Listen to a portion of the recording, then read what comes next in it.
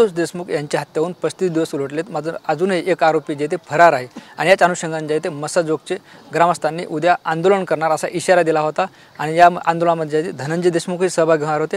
मात्र तत्पूर्वी आज जे ते सीआयडीच्या पथकाने धनंजय देशमुख यांच्या कुटुंबियाची भेट घेतली। मला सांगा आपल्या कुटुंबियांची सीआयडीने भेट घेतली, नेमकी काय चर्चा झाली, तुम्ही काय मागणी केली?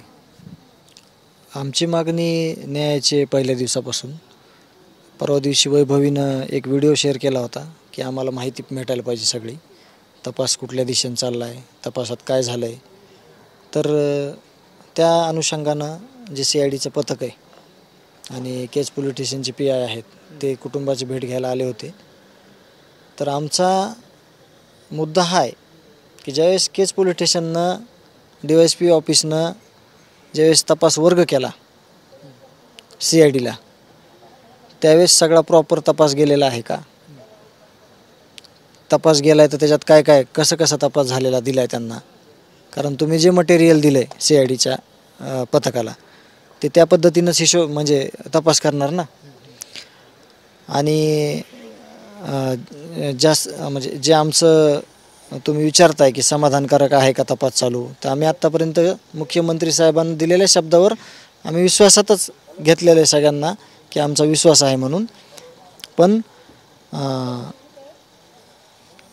ज्या तपासामध्ये काही आरोपी सुटले चाललेत त्यावर आम्ही असं सांगितलं आहे की खंडणी ते खून प्रकरण जे सीआयडीने केलेला दावा आहे ह्याचं कनेक्शन आहे, त्या सगळ्या आरोपीला 302 खुन्याच्या गुन्ह्यात आणि मोकोका मध्ये घेण्यात यावं आणि पुढील कारवाई करावी अशी आमची मागणी आहे। आणि गावकऱ्यांचं आंदोलन परवा आहे। माझं उद्या मी जे मग स्टेटमेंट दिलं आहे ते माझं तुम्ही पण ऐकलं आहे की टॉवरवर जाणार आहे मी, आणि मला म्हणजे ह्या ज्या गोष्टी आहेत अजून कुठले पुरावे ह्यांना पाहिजेत, रोज म्हणजे रोज वेगवेगळे पुरावे त्यांना भेटायलेत, तरी पण आम्हाला न्याय मिळायला जर ही असं व्यथा मांडायला जर म्हणजे किती दिवस वाट बघणार, किती दिवस समाधान व्यक्त करणार सगळ्या ह्याच्यावर। त्याच्यामुळं मी खूप निराश झालेलो आहे आणि मला काही सुचत नाही आहे काय करावं ते। नेमकं सीआयडीच्या अधिकाऱ्यांनी तुमच्यासोबत काय चर्चा केली, म्हणजे नेमकं कशासाठी भेटसाठी आले ते तुमच्या? सीआयडीचे अधिकारी आलते, तपास योग्य दिशेनं चालू आहे।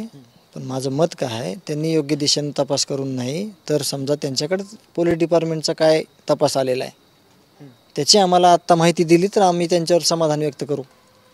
आम्हाला DYSP साहेबांनी केज पोलीस स्टेशननी त्यांच्याकडे काय तपास वर्ग केला आहे ह्याची माहिती आहे का आम्हाला किंवा कुटुंबाला किंवा गावाला? नाही माहिती। आम्ही ते मागतोय 3 दिवस झालं आम्हाला तपास आम्हाला माहीत करा, तर माहीत होत नाही। मग आम्ही काय समजायचं, विश्वास ठेवायचा आणि शेवटला जर तपास व्यवस्थित नाही झाला तर मग पुन्हा काय करायचं? विश्वास ठेवला होता म्हणून आमचा घात झाला असं पुन्हा काय उपयोग आहे? म्हणून आम्ही हा निर्णय घेतला आहे। गाववाल्याचं आंदोलन हे वेगळं आहे, मी आणि माझ्या कुटुंबियाचं आंदोलन वेगळं आहे। पण ते माहिती देतो म्हणले का मग? आत्ता अजून आलेत अधिकारी काही, त्यांच्याशी काही माझी चर्चा झाली नाही अजून। तर ती चर्चा करून मग आता काय आपल्याला ते बोलतील त्याच्यावर आपण की ठरवू काय करायचं ते। माहिती अशी मिळते की मंगळवारी SITचे प्रमुख जे आहेत ते बसवराज तेली केज येथे येणार आहेत। काही माहीत नाही आपल्याला, पण तुम्हाला त्यांची तपासाची माहिती मिळणं अपेक्षित आहे एवढं? आम्हाला तपासाची माहिती न मिळता त्यांनी द्यायचं काम होतं, कुटुंबियाला तरी कमीत कमी। आम्हाला कुठलीच माहिती नाही काय चालू आहे ते, फक्त तपास चालू आहे। आम्ही पण म्हणतो तपास चालू आहे, विश्वास आहे आमचा, पण एकाही सदस्याला आमच्या घरातल्या कुणालाच माहीत नाही की तपास काय चालू आहे। निश्चितच आपण जर बघितलं, हे होते संतोष देशमुख यांचे बंधू धनंजय देशमुख। आज जे आहे ते सीआयडीच्या पथकानं त्यांच्या घरी भेट दिली, त्यांच्यासोबत चर्चा केली। यांचं असं म्हणणं आहे की सुरुवातीला पोलिसांनी जो तपास केला आहे, जो तपास सीआयडीकडे वर्क केला आहे, तो तपास आम्हाला माहीत असावा आणि SIT आणि CID आता काय करते तोही तपास आम्हाला माहीत असावा अशी मागणी धनंजय देशमुख यांनी केली। कॅमेरा पर्सन विनोदसह ज्ञानेश्वर लोंढे, TV9 मराठी, मसाजोग, जालना।